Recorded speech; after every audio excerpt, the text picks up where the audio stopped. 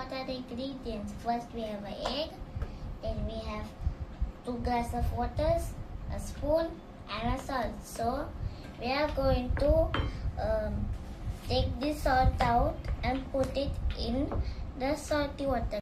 So let's mix this.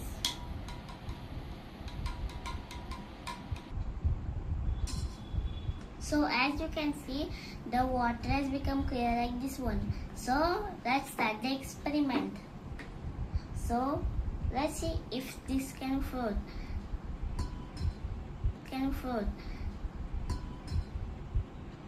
Oh yes, it can.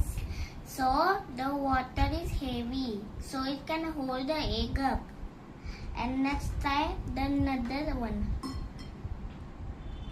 Oh, this one's sick because there's no salt in it. Salt makes water heavy. Similarly, in the Dead Sea, in the Dead Sea there are lots of salt. So the water becomes heavy and everything goes up. See, thank you. See you in the next video.